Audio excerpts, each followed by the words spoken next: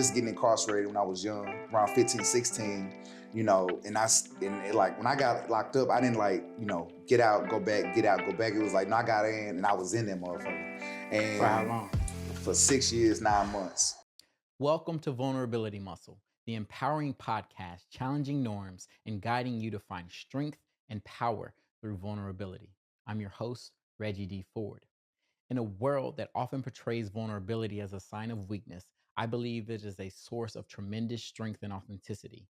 Through insightful conversations and thought-provoking interviews, Vulnerability Muscle aims to redefine vulnerability and help listeners develop a new perspective on their own lives. Each episode of Vulnerability Muscle delves into a variety of topics such as mental health, social issues, and mindset shifts. We explore the power of vulnerability in healing, building resilience, and promoting personal growth, as well as fostering meaningful connections. This podcast provides practical tools and strategies to navigate life's challenges, overcome adversity, and create more inclusive and just environments for all people. In this episode, we got my man Jaffe Judah. What's up, Jaffe? What's up, brethren? Blessings forward. Man, all is well, man. God is good. I'm feeling good, centered. Happy to be here, bro. Not gonna care. You're one of my favorite people in Nashville that do what you do with the passion, the way you do it, for real. I appreciate that, man. I appreciate that. And I want to start off by just from brother to brother, give you your flowers because since I've known you, which hadn't been that long, every time I see you, it's nothing but mutual respect, like true genuineness from you. So salute to you and for the passion that you do, the work that you do it, like yes, sir. It's on full blast. And so it's an honor for me to be here with you. For sure, man. For yeah, sure. Man. Yeah. So tell me a little bit about who you are. Tell the world who you are and what you got going on. So I am a child of God from Nashville, Tennessee. What I got going on is a dope organization called Recycle and Reinvest. We are a local 501c3 sustainability nonprofit that aims to bridge the gap between trash and crime by providing community engagement and art educational-based workshops and programs for justice impact youth in Nashville, Tennessee, as well as provide youth green jobs, planting trees in the summertime. Yeah, man. As well as the Black Blood Voices podcast that y'all can go tap in, but those are two separate things, two different websites. And man, other than that, but also working on my next book. You know what I'm saying? We just got a book that dropped. When I'm working on another book, I'm not gonna stop. Yeah. You feel me? So that's a little bit of what I got going on. Stop. That's a lot of bit. I like that. But we're gonna tap into some of those things. Before we get started, I want to kick it off with a couple rapid response questions. It's cool? Hell yeah. All right. What's one thing you do to relax when you're feeling stressed? One thing I do to relax when I'm feeling stressed is meditation. I've been increasing my meditation and prayer this year. And I've been, leaning off like smoking, you know what I'm saying? I used to like, when I would get stressed out or when I just needed a moment, I would like pick up a blunt, roll up a blunt, and like, that would be my go-to. And like, as of recently, I've been almost a month and a half sober from smoking ganja, just mainly because like the space that I'm in right now, I really want to put more focus on myself as a clear me. I think back to some of my, earlier years, you know what I'm saying, before I was smoking as heavy as I smoke now. I think like some of my most clear and focused years was when I was sober, right? And so to answer that question, man, meditation and prayer and working out, those are the top three I would have to say are mandatory. Absolutely. They have to get done. Meditation comes up a bunch. I mean, it's that mindfulness. It's connecting with where you are, bringing your focus where your feet are. So I like to tell people. So I like that. That's dope, man. What's the first thing that comes to mind when you hear the word vulnerability? Was the first thing or first word? First thing. Okay. So first thing that comes to mind is willing to be open about things that are private, but in a way that you don't overshare to where you feel shameful, that's what vulnerability means. That's what I think of when I think about vulnerability. Interesting. I like that. I like that. Last one. What is one of your favorite childhood memories? Damn, one of my favorite childhood memories. I really didn't have a childhood. You feel me? Like, I think, man, one of my favorite childhood memories. Um,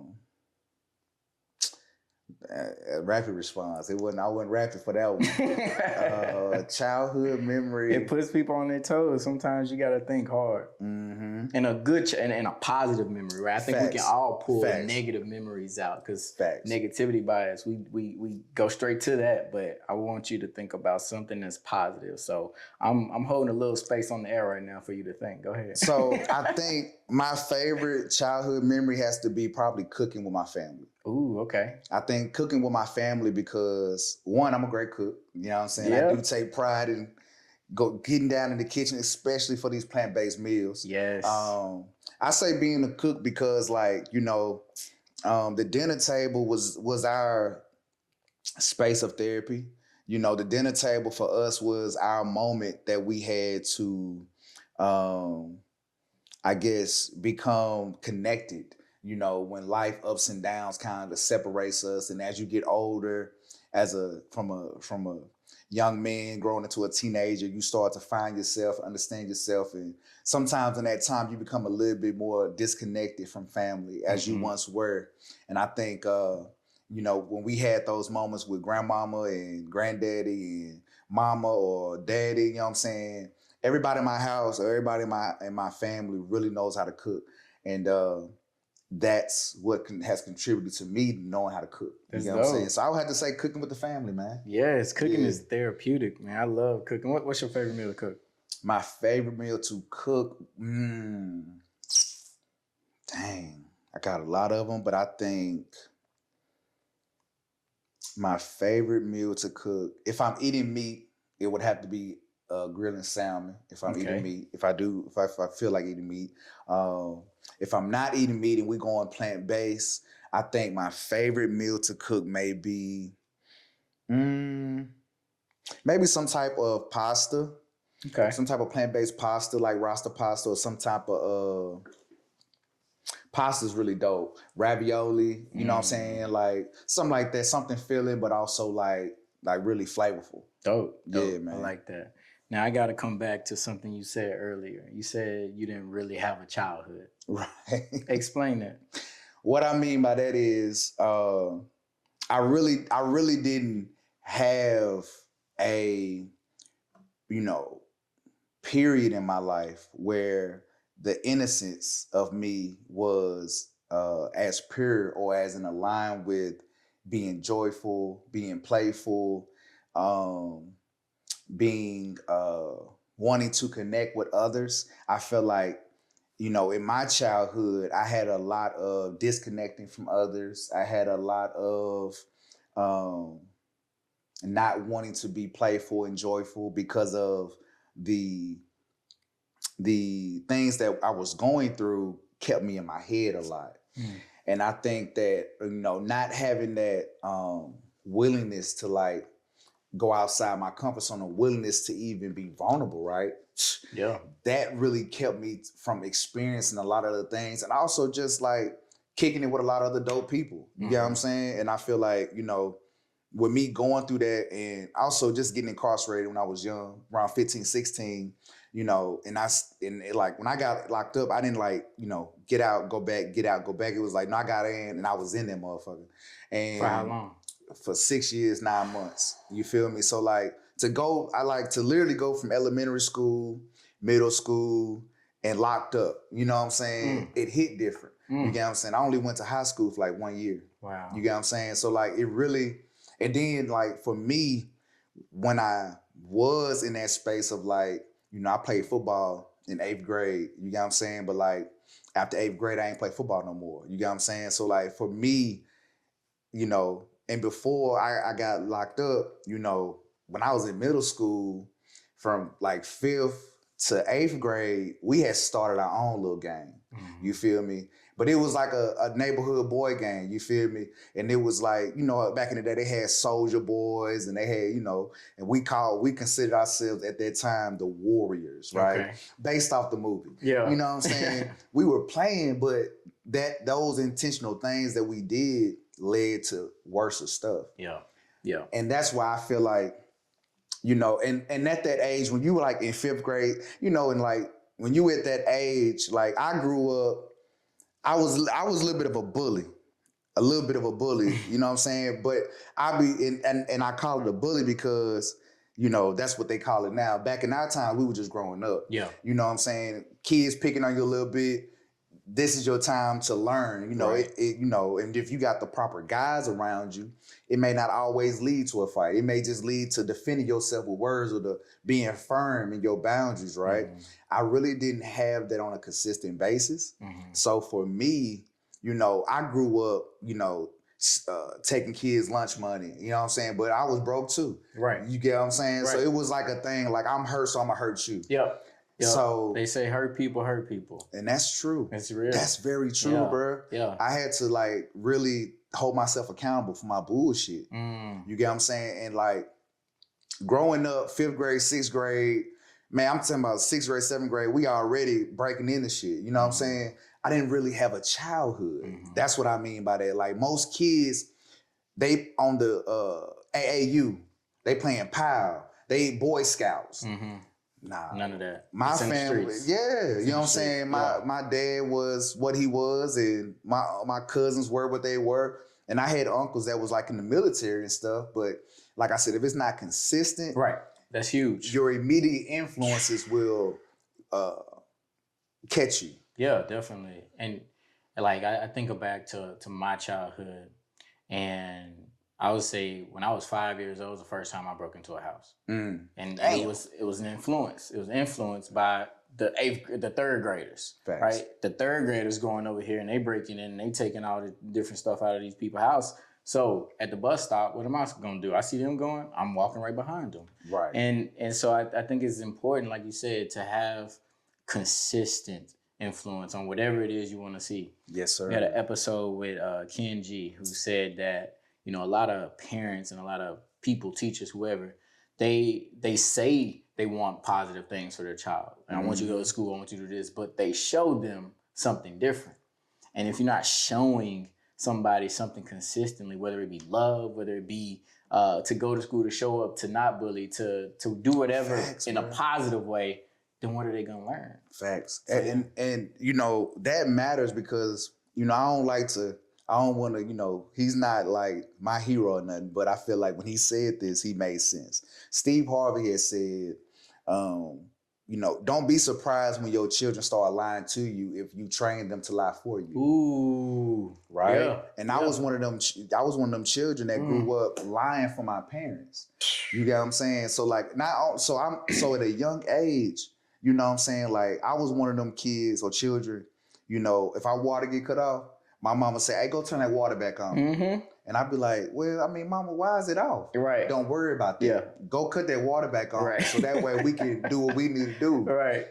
As I got older, I started to be like, dang. Something wrong with that. Something wrong with that. I wasn't even supposed to be doing that. Right. And I feel like if you don't allow a child to stay in a child's place, they will start responding like an adult.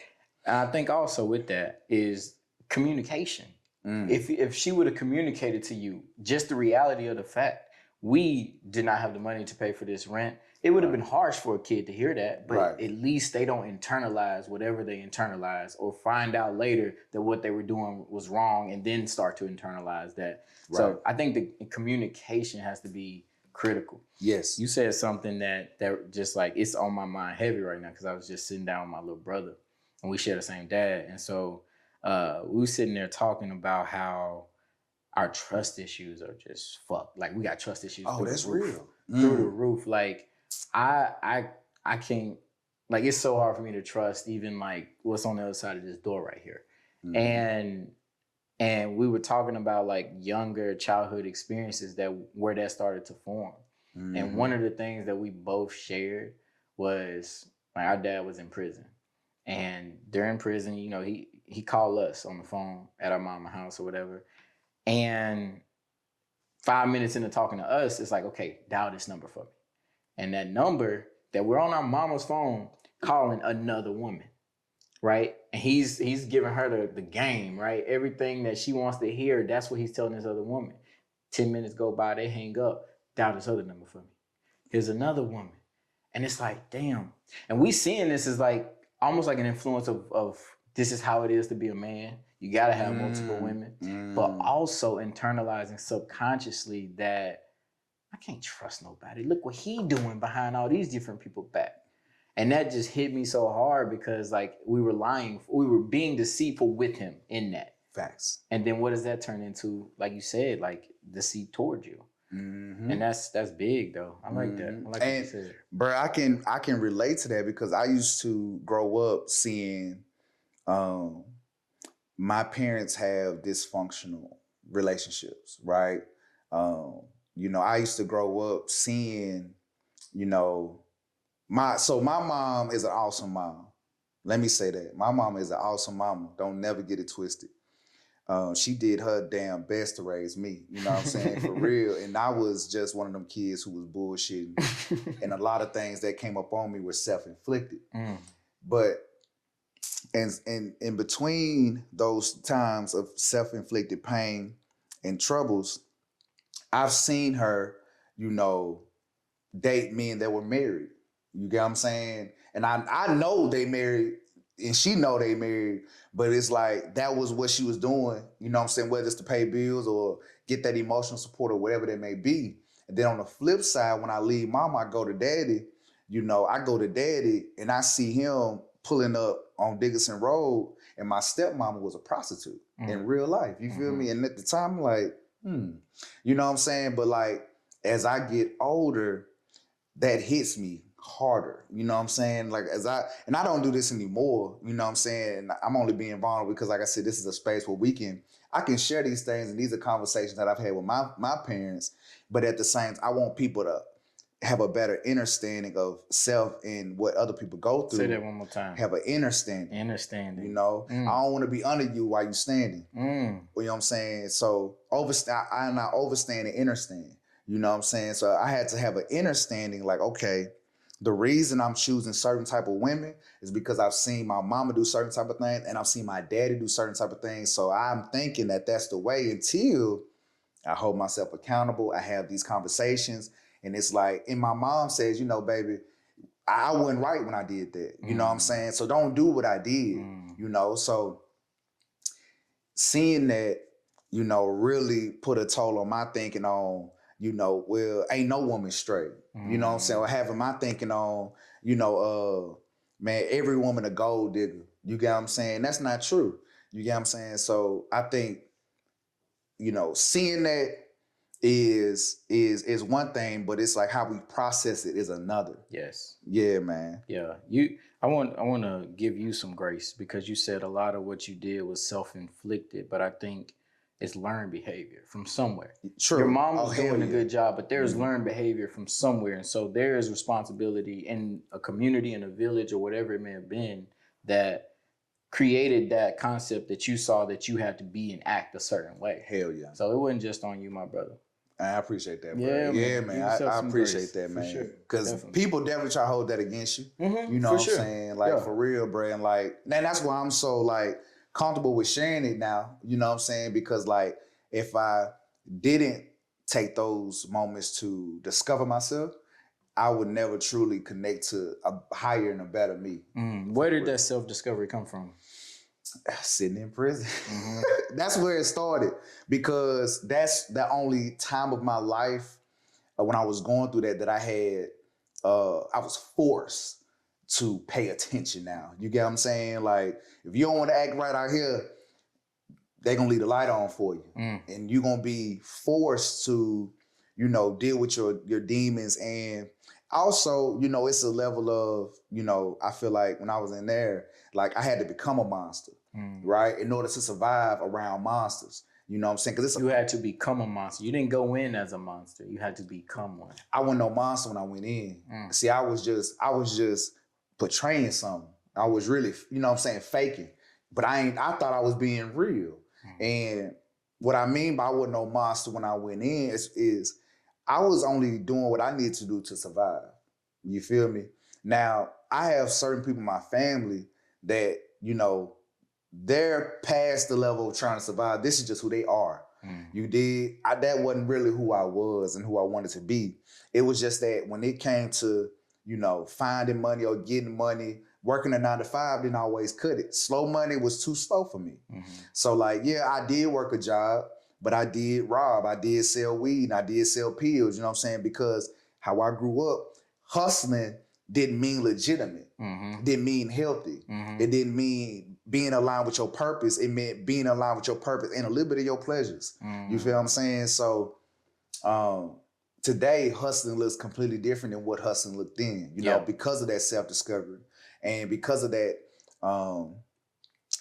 being forced to really be and when you in prison, you get to see how everybody's fucked up in here. You feel me? It's like in what ways? And in the ways of everybody has a ulterior motive. Everybody almost has a deceitful mind. Everybody is almost using you for to get ahead. Some people use the game for protection. Some people use the game to build their ego. You get what I'm saying? Some people don't even have a family. So it's like you start to see like these different patterns that you have, and y'all are having these trauma bonds. And it's like, dang, we really not friends. We just trying to survive, bro. Which I bet take them trust levels. Yes, hard. Bro. Yes, bro. Hard. Yeah, man. So I went through and you know, a lot of what I got into, a lot of the fights that I got into, a lot of the positions that I got into when it came to doing bullshit, I was mainly in those positions because I had a partner that was sharing the same struggle, and we was and that was how we related, and we thought that was what we're gonna be loyal to. That wasn't real, man. But when you get inside, when you get inside, and it's a means of survival now. Now you gonna become that monster. Yeah. You gonna have to. Damn. You know? You brought up the term real a couple times. What was real to you then and what is real now?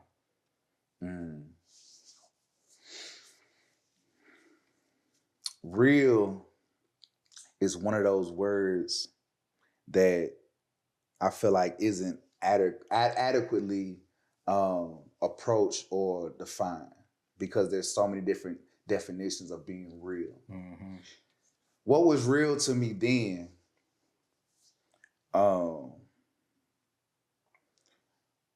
was real to me back then was using aggression over communication.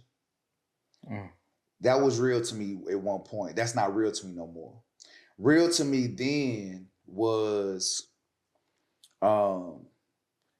using sexual power as a means of authority. That's not real. Real to me then was like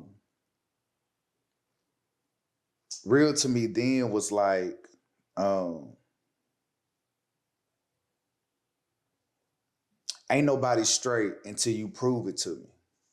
That's not real.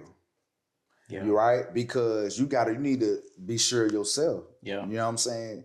Now, you know, I do still hold some of those. Now, there are still certain, I feel like, elements that I need to hold on to from that past that still help today, such as, you know, my aggression is no longer used as a way to like not communicate, but my aggression is now used in a way that I turn it on, turn it off, right? Because it's only my defense mechanism. Back then, it was like my offense. So I'm always, you feel me, like, or I feel like things that I still hold on to from back then that I still use now is paying attention to what you do as opposed to what you say. I think back then I was more gun ho on if a certain person said a certain type of thing, I go for it. Just because a level of respect, or you know what I'm saying. But now it's like, all right, I'm gonna see what you do. Right, you feel me? Like I'm gonna see what you do. Your actions speak louder than words for me now. Yeah. And I think that, you know, what's real to me now is being vulnerable. Right. I think back then I don't think being vulnerable was real to me. I felt like being vulnerable was weak. But now being vulnerable is a level of empowerment that I have now. And also, like, what is real to me now, one of the most realest things to me now is love. I feel like, because I feel like love, and I ain't just talking about like intimate love. You get what I'm saying? I'm talking about love for self, love for others, love for nature and the planet, you know, understanding how to be connected and be in alignment with the oneness of true self. Ooh. Yeah, Okay. man. That's like so important to me now. And that overstanding has put me in some of the best places and best rooms and the best people thus far, man, for real. Dang. You just dropped some bombs, man. Some good ones, some good bombs. And I'm glad you didn't send me none of these questions. No, because these just come to me. These come out of just straight curiosity. But when you were talking about what was real to you then versus real to you now, it reminded me of a section in my book. I call it an interlude, but it's called normalization. And it's all the things that I normalized. And I was trying to look it up, but couldn't find it. But the things that I had normalized in you know, before I got this realization of what is actually healthy to what isn't truly normal. So like the childhoods that I know we probably share a lot of similarities in our upbringing, but that was normalized and looked at as just the way that things were. But it wasn't normal to experience the things that we saw, right? Like to normalize knowing that Pops ain't gonna be there. Like, they're more than likely my dad ain't gonna be there is normal in my neighborhood. That's not a normal thing that we should normalize. It's unhealthy. Man, I agree with that. To normalize the way that we're punished, even, right? We still see that today when we hear how it's communicated. I'm gonna beat you. Why? Right. Why do I have to get beaten to learn a lesson when I'm like a kid growing up? You know, and I think about that all the time, but just like even the way that we, like you said, vulnerability wasn't normal because it's looked at as a weakness. But in the strongest periods of my life as a man, I've been vulnerable and I've stood on my word and I've stood behind the actions and the experiences and behaviors that I've gone through. And that has only provided me with strength and empowerment. And so I just redefining normal and redefining real is huge. You talked about, and I want to switch subjects for a minute, but I got to hit back on this, but aggression being one of those things that was real then, but not real now. And my therapist was recently telling me about because I was like talking about these moments of rage and anger. Oh, and that's real. She was telling me, you know, anger is a secondary emotion because there is always a primary emotion that comes before anger, whether that be fright, you're scared, but you come out like, okay, I'm ready, or it may be grief, grieving the fact that I don't get to go to Disney World. I'm sitting here in the hood, so yeah, I'm gonna be mad about it, right? There is something that precedes anger and aggression that. Have you ever thought about that or tapped into? Not like that, bro. I'm glad you presented like that. But, you know, I've never approached that framework, but I do say, like, there's things like, you know, I've started to learn, like, if I see, so my background is youth mentorship, right? When I went to prison, I started to get back involved with the community and I started to work down at the Juvenile Detention Center, right? Just working Monroe Harding, did a few other things. And before I got to this point with my own organization and working with them youth down in the Juvenile Detention Center, I would notice how they go 0 to 100, right? And I think a lot of youth that grew up in the areas that we grew up in, we think that's normal to go, somebody step in my shoe, it's up. It's up. No. No. No. No, bro. You know, and really, you know, I've always said if you mad about small stuff, it's got to be some bigger issue, right? Yes. So it's like it may not be that a person stepped on your shoe. That may be the only pair of shoes that you have Facts. that are nice. Facts. So it's like, man, you done messed up my only pair of shoes. I've been working hard, or I've been grinding hard, and I finally. And what is that underlying? My self-worth. Yeah. I don't have many things that make me feel good about myself, but these pair of shoes make me feel good, and you just stepped on my self-worth. So now you got to get it.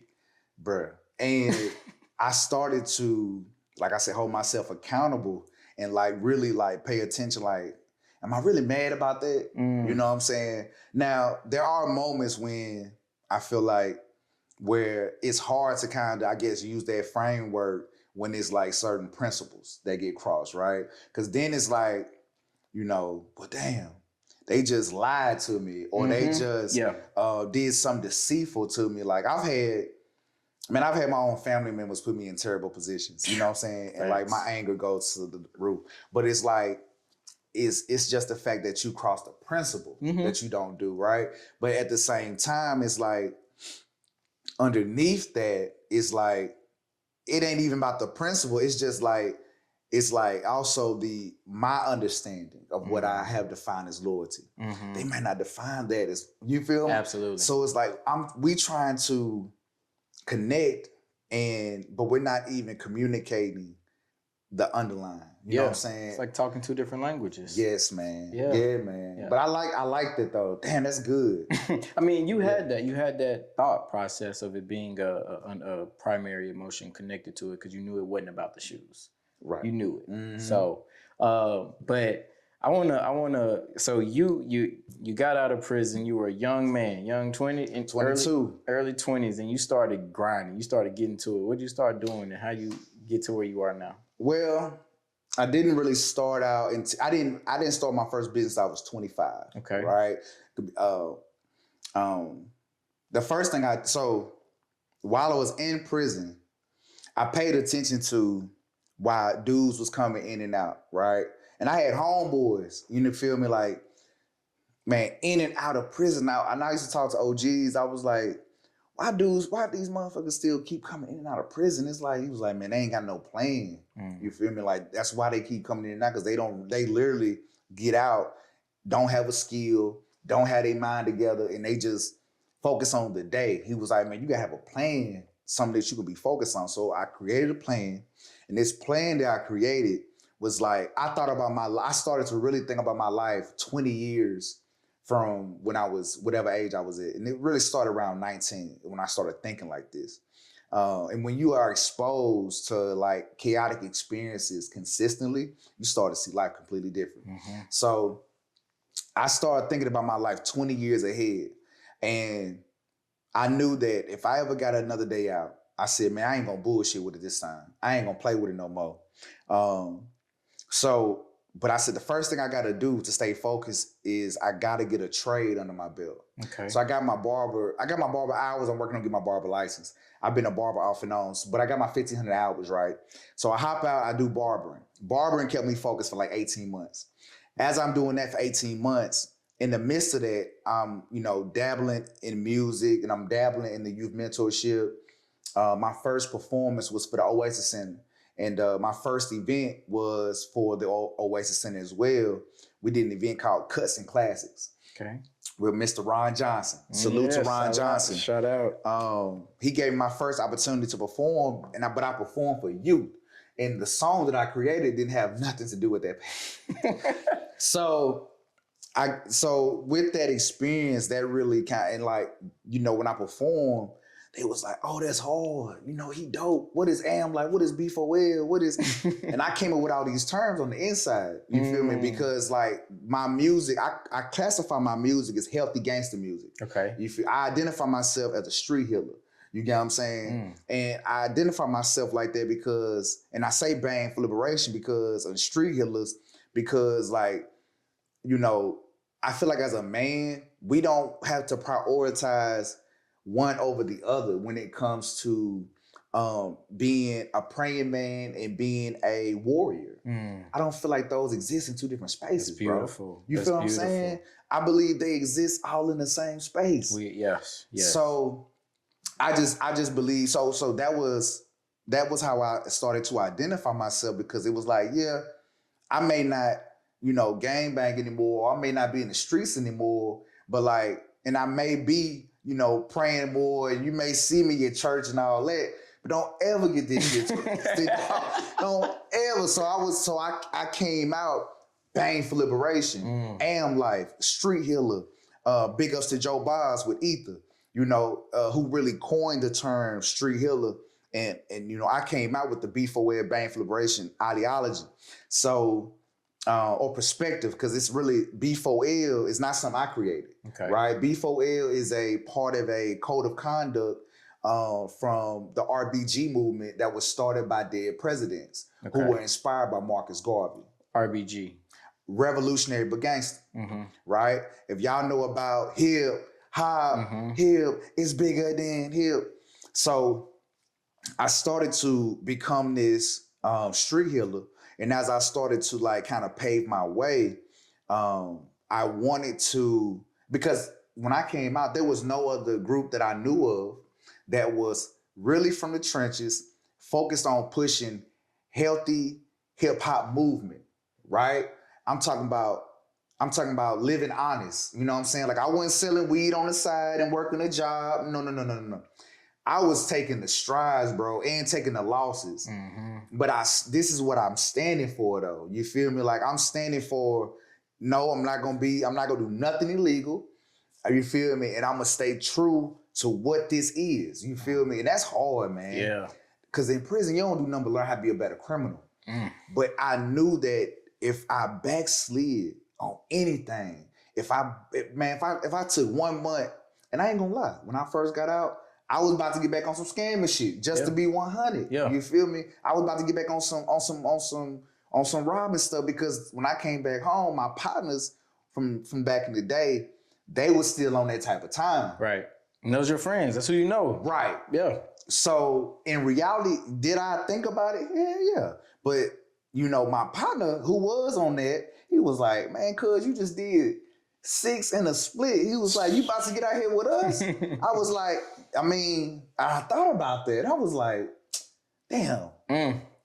He was looking out. He was looking out for me. He was looking out. Not everybody look out like that. And not everybody got the awareness to look out like that. I won't say that they trying to undercut you, but they don't always have the awareness. True. Or exposure to anything else. True. So that's big. My partner told me, he was like, man, cuz you did all that time, cuz he's like, man, you need to be focused. And I was like, he was like, cuz work your plan like you just told us. That's big. I stayed focused. I got done with my barbering. And like, I tell people all the time, like, I ain't never get X'd off the hood. I just stopped dealing with the hood. And like, niggas from my set still respect me. You feel me? Even more. You feel me? And it's like, it's nothing but love. But the frequency I'm on is completely different than what I was. So, I have had to separate myself from that so I can truly stay focused. Yeah. And, doing the barbering and then doing the mentorship. And then I kind of started to fall out of love with music because of, the ups and downs that comes with music. The hip hop industry about as real as WWE. For real. It's about as real as WWE, bro. Yeah. And politics. Yeah, man. A lot of that. And for me, that kind of threw me off, because the way I grew up on music, it was about being the real you, or so I thought. Yeah. Right. Nobody was never real. Eazy-E wasn't even Eazy-E. Eazy-E wasn't even doing that. No. So I started to fall out of the trance of the illusion of what hip hop presents. Okay. And started to really tap into what hip hop really means to me. And what it means to me is not only just the culture, but having the infrastructure that supports all facets of hip hop in a more healthier way, right? And that's what it became for me. So going forward, the B4L, we started to do block parties. And B4L, bang for liberation. Mm-hmm. You talked about that being a ideology. Mm-hmm. Speak to that ideology. So B4L is a concept that says if you gonna bang, don't bang on your African brothers and sisters, bang on the system. So now there are 9 codes to this RBG code. Okay. But the third one is B4L. Okay. Right? And like I said, as I was transitioning out of the street life into a more awakened me, right, that stuck with me. That stuck with me so hard. And I was like, yeah, that's what the streets need. Yeah. That's what the streets need. The streets need B4L. Because how else can we combat this gangster rap, drug rap, pimp rap, this whole hip hop scene that is catering to the youth who believe that being a gangster is a real career option. You feel me? Nah, and it's real. like that's real. So with that concept and the ideology, that is what I started to mold my whole life around now. I now told myself, if I'm gonna bang for freedom. Yes. If I'm gonna stand on any business, I'm gonna stand on the business that's pushing health, wellness, and positivity, bro. Yes. But I'm gonna do it in my way. I ain't coming out here preaching to the people like a pastor, and I ain't coming out here want to rap to you about pyramids. And I'm from out east, Rebecca Street, PA. What you know? You feel Let's me? Go. I'm from that. You feel me? So it's like it's not gonna be what you didn't see before. You feel me? It's gonna be what I know it is, true to I. You stayed authentic to who you are. You are authentic to who you are. That's what I love. Again, going back to how genuine you show up, how much respect you get, and how much respect you show. It's all through you, and it's through all those experiences that made you. And I love what you said about the two sides of it. Right? You can be the praying man, you can be the peaceful, but you can also be that warrior. You can have that dog. And that's inside of all of us. And like my favorite in yoga, I love yoga, right? I love yoga. My favorite yoga pose, because of what it symbolizes, is peaceful warrior. Right? Peaceful warrior is underneath, underneath it all, right? I am a warrior, but I choose to be peaceful. But just know, at any given moment, things could be the other way, but I am making this active choice in my life to choose peace over war because of what I know life to be. Hell yeah, man. So like you spoke directly to that. That's dope. Talk about what we got up here. So we got 2 books. Yes, sir. What we get? This is the first book, right? Yes, sir. It is From Prison to Prayer Through Poetry. Volume 1, Black Blood. Tell me about this. So the first book, Black Blood Volume 1, From Prison to Prayer Through Poetry, I didn't know it was gonna be a book. I had wrote poems, and I had collected different quotes, and I had collected different pictures. And these pictures that you see in here, man, some of these pictures, everybody know when you in prison, you gonna have a little burn on you. I took some prison pictures, and I sent them to my partners, and I was like, man, hold these pictures for me, because when I touch down, I'm about to go platinum. So, and all of them that you see in that picture, I'm still cool with them. Shout out, big ups to my guy, Deron, real rule, real right. Stepper, big ups to Skrill Free. He did 18 years. Wow. Ran from the east side. And I also got some pictures of, like I said, my mentors, and I got a picture of my lady in there. But and with this book, man, I just really put these together because I felt like it would be a great testament of, not only what I've been through, but hopefully as a tool of inspiration. I don't never want to just put a hyper focus on, and in a lot of interviews, I really don't speak about prison. Yeah. Right? I speak about it here with you because we're being vulnerable. Yeah. And I got a lot of respect for you in this platform, and we talking about the book. But I don't want my story to be, man, I went to prison and I did. Who cares? Right. I did so much other stuff than that. It's like I can give you me without even touching on that. Right. But at the same time, I wanted to write that book because, like I said, that is still a part of where I come from. Right. And so I wrote the book. I wrote the notes that led up to a book, And it was just, like I said, I wanted to take my story and put it in a poetic approach. Yeah, man. So that's what the first one is, just like about poems and, like I said, different notes that I collected. And I grew up, you know, certain heroes that I had or have, like Malcolm X, Stokely Carmichael, man, Hazel Johnson, MLK. Like, we can go on and on, bro. Like, that's what they did. Yes. You know, they documented their story. And in that book, I got a poem called Bang for Liberation that really, you know, in that book, I got poems called The G Code, you know, because I wanted to write poetry from like a true perspective, bro. You know what I'm saying? Like, and I ain't never read too many poems about being a gangster, you know, but being a gangster in a sense of a liberator, a liberation gangster. Yeah. You know what I'm saying? An environmental justice G. Yeah. You know what I'm saying? Like, taking that narrative and like turn it into what we need it to be. That's dope. Real talk, bro. And that's what's all in the first book. That's dope. And then this brand new book that just dropped, Men Inspiring Men. Yes, sir. It's a big book. Tell me what this is. That is, man, big ups to James Bush. Yes. Brother brought me in, and that is a book for men. 365 days. We got a page a day for you to stay positive, be intentional about your life, and also have a community where you can tap in and be a better man. Because I feel like, you know, man, 2024, man, I feel like I'm at the point where I'm so sick of weak ass men. Real talk, bro. I'm so sick of weak ass men, bro. And when I say weak ass men, I'm talking about men not willing to be their true self. I'm talking about men not willing to honor some type of code. You get what I'm saying? I'm sick of seeing men, you know, who don't want to embrace confidence, but just want to embrace ego. Yeah. This shit is weird to me, bro. And I feel like, you know, that's why I really, you know, joined in with them brothers, because he was like, look, you know, I want to write a book that we can inspire men and we can have real conversations about how to hold ourselves accountable. You feel what I'm saying? Because like, if we keep on allowing the conversation to go on that men don't need women, women don't need men, that's bullshit.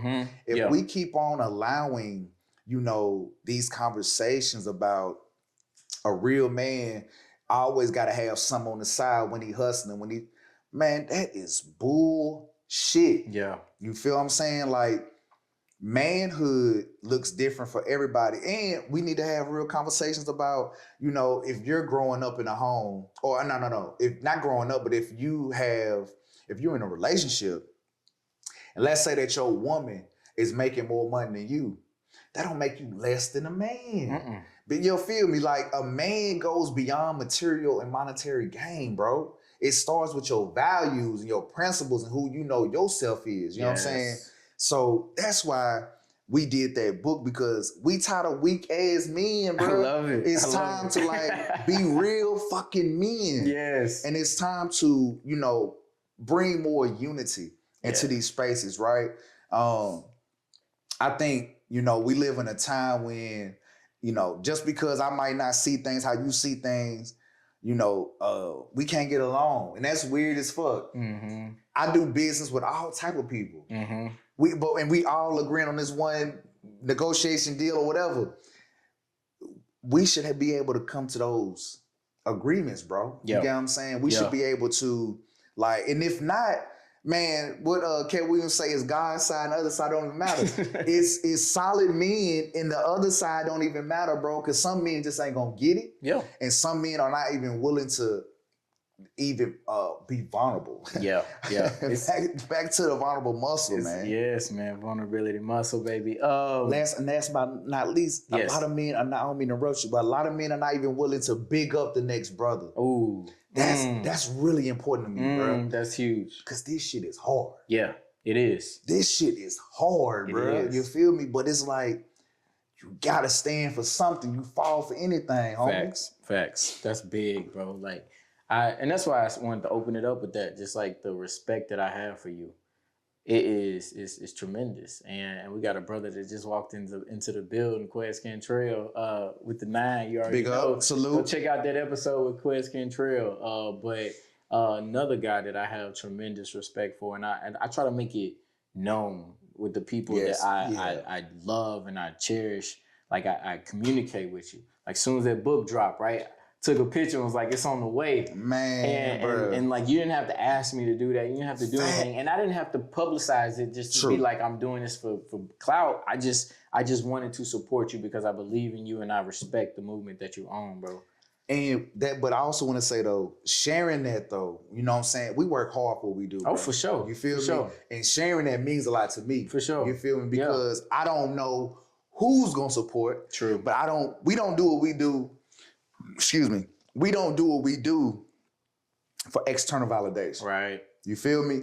But when we do receive it from people that also inspire us and that we look up to, it means something, bro. For real. So, Definitely. man, and you know, I tell my guy Jerome that, you know, big ups to Jerome Moore. Shout out. You know, man, I big up, you know, having real, like, you know, the way that I grew up, bro, I always said if I had one person that was solid in my life, I feel like I would have turned out so much better. If I had one solid person, bro, one person can do so much influence. Can I drop some science? Yes, sir. Yeah. So Harvard research on a developing child says that the single most common factor in helping a child develop resilience and persevere and thrive in life through adversity is at least one caring adult. Damn. I didn't know that. That's scientific. And so you being able to identify that, absolutely. Absolutely. And I feel so blessed because I had so many ones. Because I had a whole bunch of shit, but I had so many individuals who wrapped their arms around me so that mentors matter. Man, good blessed, bro. Real friends matter. Blessed. You know what I'm saying? And I can totally relate to that now, you know what I'm saying? Like I do have like my sister Marquita Bradshaw, she just hit my line like, hey, I'm in town, big bro, you feel me? Like I got a mentor for you that I want you to, you know, I'm always open to receive direction from the proper people. Yes. Right? Yes. From the proper people. Not everybody needs to give you direction and influence. You feel me? Because a lot of people be speaking from ego, but you'll as you continue to stay on your journey to stay in alignment with your purpose and not your pleasures, you'll see who's true. You know what I'm saying? For real, for real. I got a question around the connection between waste and crime. Let's get it. What is the connection there, and what are you doing around that conversation? Heard. So the connection between waste and crime is 85% of people that live in Nashville have a higher risk in living in overexposed, polluted areas and lack of access to healthy food options. That is intentional. This is a result of redlining. This is a result of paid pollutants. A lot of people don't know that you can buy carbon credits to pollute the air. And a lot of this, you know, comes from intentionally over policing in the community. This issue is not new. It has been researched, studied, and proven by Robert Bullard, who is considered the father of environmental justice, as well as Hazel Johnson, who is considered the mother of environmental justice, and also our ancestor Martin Luther King with the sanitation worker rights they did back in the 1960s. So if you take a look at those three people and those three movements, you will see that they have presented the evidence that these places that are being polluted in the city, they're being intentionally polluted by the government, the way that the infrastructure is set up. And, you know, they create this environment that also contributes to the lack of accountability that we hold in our self-worth. All of that is connected, bro. And that all of that, you know, from the lack of access to healthy food, interstates being built in communities, to the community divestment and the lack of jobs, and the poor access to transportation, that leads to crime, bro. What else we gonna do? besides fight amongst each other for crumbs. for crumbs. I can't eat right. I can't think right. If you're born, with asthma or respiratory issues, and you living in a home that was built back in the 60s, and you drinking lead pipe water, you feel me? Yeah. You're not going to have the fair chance to develop. Yeah. You get what I'm saying? You're not going to have the fair chance to think properly. And all of these silent killers that are around us, they're really not being properly approached with majority of the white-led sustainability or environmental groups, because majority of them focus on global disasters, rivers and creeks, which is important. Don't get it twisted. That is important, but those issues do not reflect in low income areas. And because I'm a low income baby and I come from this, I have taken on this work with honor, that MLK started. And I'm saying that, we gonna bang for liberation, environmental liberation. I love right? And what we're doing is we believe the way to close the gap between trash and crime is education and job opportunities. Okay. So what we are doing is we're doing town hall meetings. We're doing art-based educational programming to focus on how can we put on a sustainable lens and reach the goal of environmental justice. We're also hiring youth. This year, we're starting our first youth job opportunity with the Soil Soldiers. The Soil Soldiers is a workforce development program that focuses on hiring 9th through 12th graders to get job training in planting trees.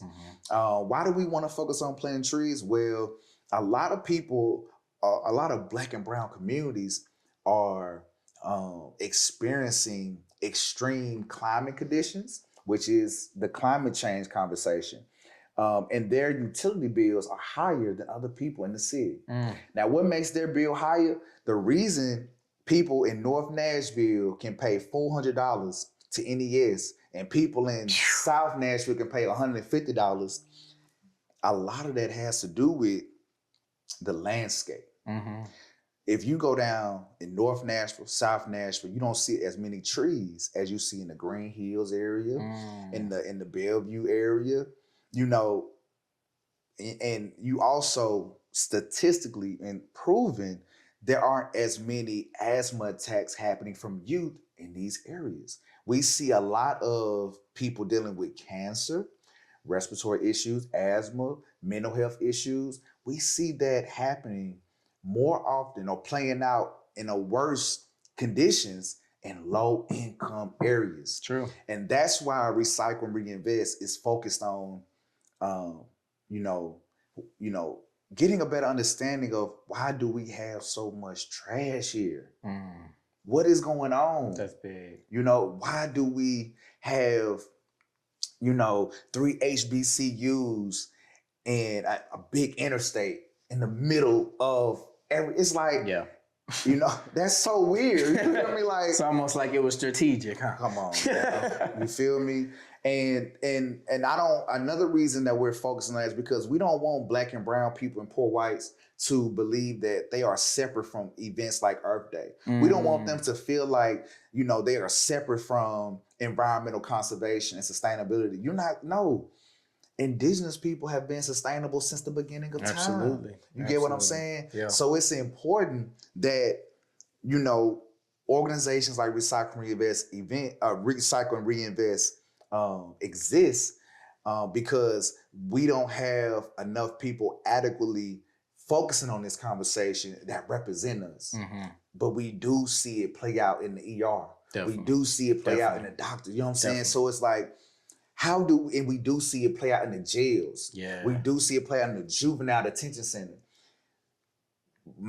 Our belief at Recycle Reinvest, if you see trash on the ground, that's a job. Yeah. If you see low tree canopy areas, that's a job. I like that. If we have to reassess how we approach youth who have behavior issues, we have to reapproach how we assess disrespect in communities. you know what I'm saying, as black and brown people. We have to reassess how we, go about finding and figuring out how to get this money. You feel me? As we love to say, right? And if we don't, you have the cycle of violence, the cycle of pollution, the cycle of injustice. We want to stop that. Yes. We you know what I'm saying? So we don't only want to stop the violence, but we also want to stop the cycle. Yes. Yes. How can people get in touch with you, Recycle Reinvest, or anything that you got moving? Man, you can go to recyclereinvest.org and donate. You can also follow us on all social media at Recycle Reinvest. You can also tap in with me at jaffejudah.com. That's my personal website. And tap in with us there. We also doing a prison reform newsletter. So if you got people that's locked up and they need some extra love and mail call, tap in with Black Blood Voices for the newsletter. And man, follow us on all social media at Black Blood Voices. Black Blood Voices, Recycle Reinvest. That's how people can get with me. And don't forget to donate, because y'all are assisting us and helping us to execute our mission with collective action and responsibility. You feel me? In real time, bro. Yes, man. This has been a fantastic opportunity to have. With all the things you can be doing, all the places you could be, I appreciate you being here with me, embracing vulnerability. Man, I give thanks for you inviting me and giving me the opportunity, bro. Real talk, man. Salute. Yes, sir. We out. Peace. Thank you for joining us for another powerful episode of Vulnerability Muscle. I hope you found inspiration and valuable insights that resonate with you. If you're enjoying this journey of self-discovery and empowerment, there are a few ways you can support the podcast. First, make sure to hit that subscribe button so that you never miss an episode. If you've been moved by our conversations and the mission of redefining vulnerability, please consider leaving a review. Your feedback not only motivates us, but also helps others discover the podcast. Share your thoughts on YouTube, Apple Podcasts, Spotify, or wherever you tune in. And don't forget to spread the word. Follow us on Instagram at Vulnerability Muscle for updates, and you can connect with me personally at Reggie D Ford on all platforms. Visit vulnerabilitymuscle.com for additional resources and upcoming episodes. And remember, embracing vulnerability is strength. Thanks for being a part of the journey. Until next time, stay empowered, stay vulnerable, and keep flexing that vulnerability muscle.